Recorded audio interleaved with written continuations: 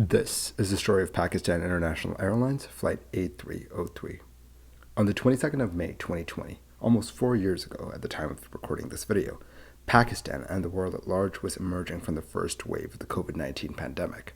Due to the pandemic, travel and movement had been restricted on a global scale not seen in decades. But on the 22nd, the worst seemed to be behind us and countries had started to open up. Pakistan was one of those countries, hence the flight from Lahore to Karachi.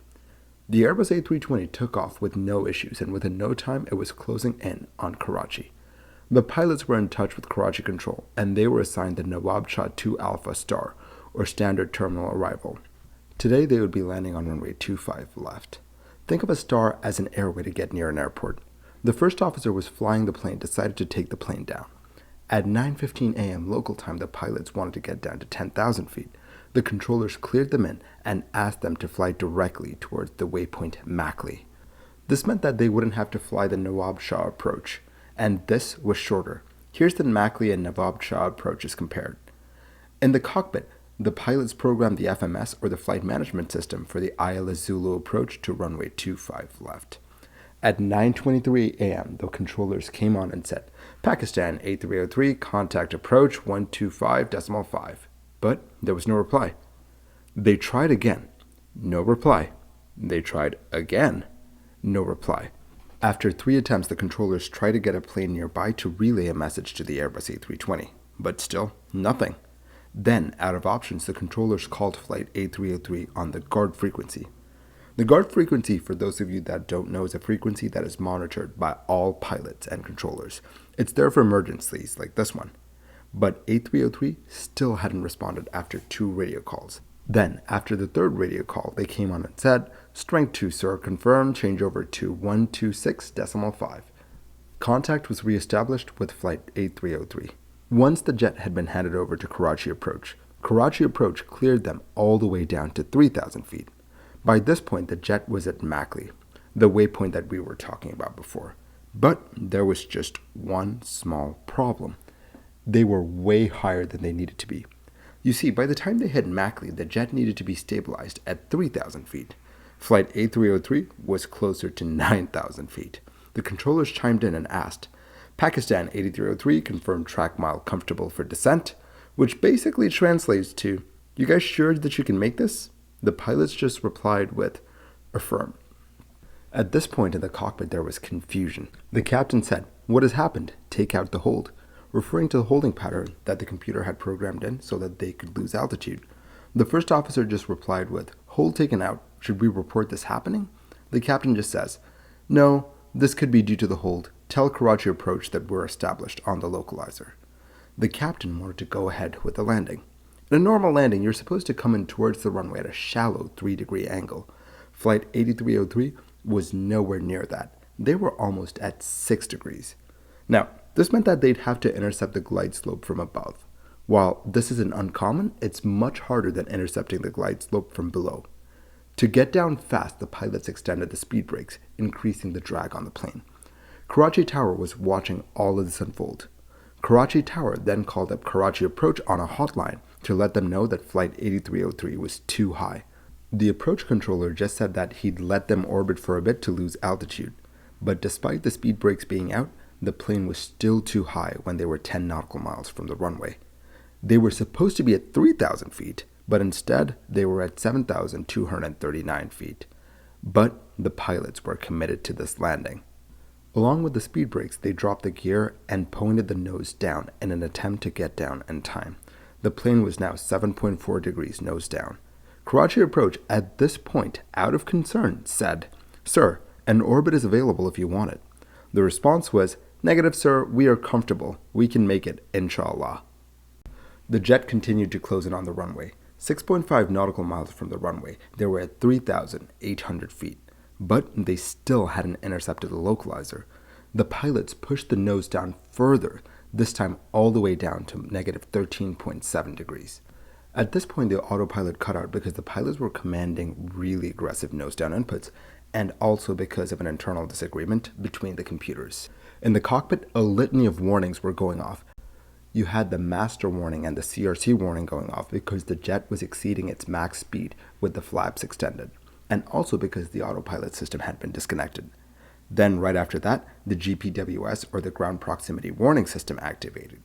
The jet was screaming towards the ground. It had a descent rate of 7,400 feet per minute at some points. As sink rate and pull-up warnings blared in the cockpit, the first officer pulled back on the stick and arrested the descent of the plane, somewhat. They were still above the glide slope, and they still had a descent rate of 5,300 feet per minute. In the midst of all of this chaos, the landing gear was accidentally retracted along with the speed brakes. As the gear came back up, Karachi Tower cleared Pakistan International Airlines Flight 8303 to land. The pilots were now struggling to keep the plane on glide, having gotten it somewhere in the vicinity of where it should be. But this plane was still going way too fast. The plane made sure to let the pilots know through its warnings. The first officer was now a little bit concerned, and he asks, "Should we do the orbit?" The captain just says, No, leave it," and then starts pushing the nose of the plane down using his side stick. He was the one flying now. This was just 1.9 nautical miles from the runway and at 1,000 feet. As this happened, a message popped up on the ECAM. The ECAM stands for the Electronic Centralized Aircraft Monitor. It's a central hub where you can see all sorts of things about your Airbus airplane. If you need to troubleshoot something, you go to the ECAM. Anyway, it threw up a red warning and it said, "Landing gear not down." The arrows on the landing gear levers went bright red to warn the pilots. Normally you'd have an oral warning as well, but the overspeed warning took precedence, so that warning was generated. The captain had had enough of the warnings, and he asked the first officer to cancel the warnings out. This allowed for the landing gear warning to get through, which was a continuous repetitive chime. But that was quickly replaced by the too low terrain and sink rate and pull-up warnings. But the jet continued to go down despite the warnings. During all of this, the jet had picked up some serious speed. The pilots now had to get the plane from 225 knots all the way down to 152 knots. But it was out of time. Even though the engines were pulled back to idle, the jet was out of altitude. The A320 landed wheels up on runway 25 left at 200 knots, and a screech was heard in the cockpit. The pilots tried braking, but it had no effect. The jet continued to scrape along the runway. In the cockpit, the pilots were trying to engage the reversers, but that would not happen as the conditions for reverser deployment had not been met because the wheels were on the ground, even though the plane was. In the cockpit, the first officer frantically said, "Take off, sir, take off," and the throttles were pushed to max. But here's the thing, engine number 2 had been dragged along the runway a lot more than engine number 1, and it now had a low oil pressure warning. But engine number 1 roared to life and the jet started to lift off again. At 9:34 a.m., the A320 was airborne again. As the jet climbed out, the pilots got the too low gear warning, letting them know that they did not have their gears down. As the jet was climbing away, the pilots just said, "Going around." But having seen what they had just seen, the controllers immediately sounded a full emergency at the airport. On the plane, engine 1 was bleeding oil, and before long, engine 1 was dying as well. At 9:25 and 33 seconds, the engine 1 low oil pressure warning came on, and the engine died. Pakistan International Airlines Flight 8303 was now a glider over one of the world's most densest cities. The plane started to bank left to get back to the runway. The plane was losing altitude, and the captain was frantically searching for the runway. Now, warnings popped up, and the pilots dismissed them as they came up. Stall warnings came on intermittently as the pilots struggled to keep the plane in the air. The first officer asked the captain to increase speed, and the captain replied with, "How would I increase speed?" That's a good question. As this conversation wrapped up, they tried to get to Faisal, an airbase nearby, but they couldn't find it. They now let the controllers know that they would be heading back towards the runway. The controllers let the pilots know that they had access to any of the runways there. But Flight 8303 could not make it back. At 9:40 a.m., the plane crashed into the suburbs of Karachi. Of the 99 people on board, only 2 people survived. Now, you might be asking yourself, how could this happen? And we were all asking ourselves this question when this crash happened. I personally never thought that the final report would be released because so much time had passed, but the final report is detailed and goes through so much. So props to the AAIB in Pakistan for their efforts, especially when their country is going through such a hard time at the moment. Now onto the investigation. Right from the get-go, we knew that this flight had an experienced crew. The captain had over 17,000 hours in the cockpit, and the first officer had close to 3,000. But despite that, problems started to emerge right from the start. As the plane approached Karachi, the pilots broke the sterile cockpit rule multiple times, talking about COVID-19, the pandemic, and things like that. These conversations led them to miss some crucial conversations that they should have had, such as the approach briefing. This is where two pilots go over the approach and make sure that they're both on the same page about things like minimums, go-arounds, and things of that nature. That conversation never took place. To understand what happened next, we need to look at the A320 and the waypoints on the way to runway 25 left. There are two main waypoints that we're interested in, Sabin here and MAKLI here. MAKLI is 4 nautical miles before Sabin. Remember how they were supposed to fly the Nawabshah to Alpha Star, but then they could fly directly to MAKLI? When this happened, they needed to do a cross-check, but that also never happened. At this point, the jet is in the DES or descent mode. In the descent mode, the flight management computer computes a path, and it will take you along that path right down to the altitude that you've selected. That's a simplified explanation, but it gives you a basic understanding. The flight management system of the A320 was told that by the time the plane got to Sabin, they need to be at 3,000 feet at 230 knots. With the descent mode being efficient and all of that, the computer decided to put the jet into a hold at Sabin. If you look at the approach chart for Karachi, you can see that there's a holding pattern right here, and the computer decided that that would be a safe way to get rid of all of that excess altitude. But once the jet passed MAKLI, the controllers asked if they'd be able to make the landing, and the captain, quote, exclaimed, "Take out the hold, take out the hold, take out the hold," and asked for the plane to be established on the localizer. This was a huge problem because it gave them less time to get down to the right altitude and speed. To be specific, they now only had 15 nautical miles before the runway instead of 38 nautical miles. That's the effect of taking out the hold out of the approach.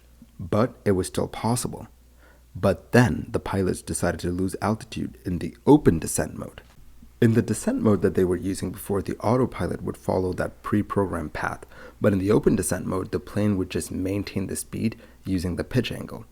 Using this mode on final approach is not recommended at all and goes against the standard operating procedure. But it didn't work. When the jet hit Sabin, they were 4,800 feet higher than they should have been. By this time, the pilots had already turned the plane into the approach mode, meaning that the plane was trying to line up with the runway using the ILS signals, even though it was well above the correct glide slope. The controllers at this point were warning them about their altitude, and the pilots thought that they could handle it. It's amazing that these pilots couldn't see the danger that they were in. ATC tried to help out on multiple occasions and said something along the lines of, "Pakistan 8303, disregard, turn left, heading 180. The controllers were trying to get them to orbit, but the pilots just ignored them by telling the controllers that they were established on the localizer. The controllers cautioned the pilots multiple times, but that didn't sway them.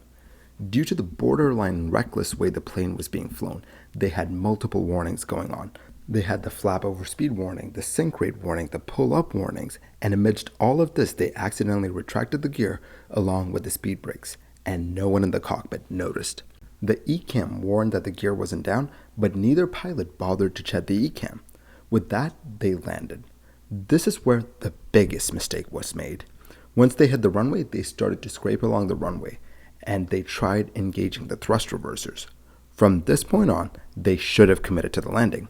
Quote, "Flight crew must not initiate a go-around after the selection of the thrust reversers. Regarding the engine fire warning, the good airmanship should have led the crew to decide to stay on the ground and stop the aircraft." End quote. Had they stayed on the ground, this could have been avoided. But the captain decided to follow the first officer's advice and went around. But that was the wrong move, as their engines would fail. Even if they had landed with the gear down, this landing would have been a nail-biter due to the sheer speed with which they came down. Airbus calculated that with the gear down, they would have needed full reversers and max braking just to stop on the runway, and that would have blown a lot of their tires. It's hard to believe that such experienced pilots made silly mistakes like these, and the investigators couldn't believe it either. They went digging for the records of the psychiatric evaluation of the captain. You see, initially the captain was not recommended by the panel of psychiatrists from Pakistan International Airlines. The captain then went and got 5 other psychiatrists to declare him fit for duty, 3 from the UK and 2 from Pakistan. One of those psychiatrists from Pakistan was from the Air Force. But while all of this was happening, Pakistan International Airlines changed its rules so that only decisions made by Pakistan International Airlines psychiatrists would be valid. So the captain did the next logical thing and started a legal battle by lodging a complaint with the federal ombudsman, arguing that he shouldn't be subject to the new laws as he had put in his application before the laws came into effect. And he won. Pakistan International Airlines appealed the decision, but in the end, the captain won out. We don't know exactly why the PIA panel decided to reject the captain, but it is to be noted that the captain passed all of his subsequent medical checkups, including mental health checkups, as required by ICAO Annex 1. Another thing that might have contributed to the pilot's bad decision-making is the Muslim holiday of Ramadan. During Ramadan, during which this flight took place, Muslims refrain from eating or drinking during the day. That is, they don't eat or drink anything from the time the sun comes up to the time the sun goes down. This does some weird things to the human body. This eating cycle inverts the body's natural circadian rhythm and messes with your decision-making. Here's a quote from the report.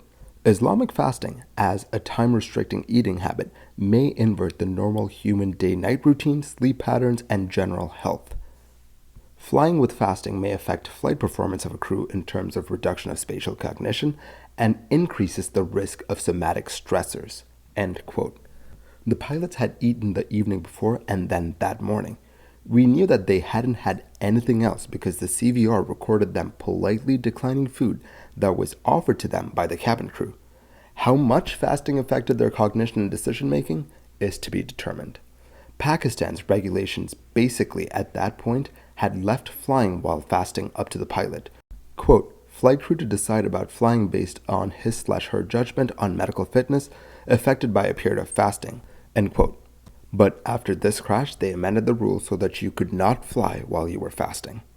Unfortunately, this crash was all too preventable. The weather was good, the plane was perfectly functional, and they had the plane and the controllers basically pleading with them to do an orbit. But ultimately, bad decision-making won out and the passengers paid the price. If you want to watch a video like this, then I highly recommend the story of Air Blue Flight 202. Link on your screen right now. Thank you for watching this episode of Mini Air Crash Investigation. If you like the videos that I make, then do consider liking and subscribing. It will really help the channel grow. I will see you guys next time. Stay safe.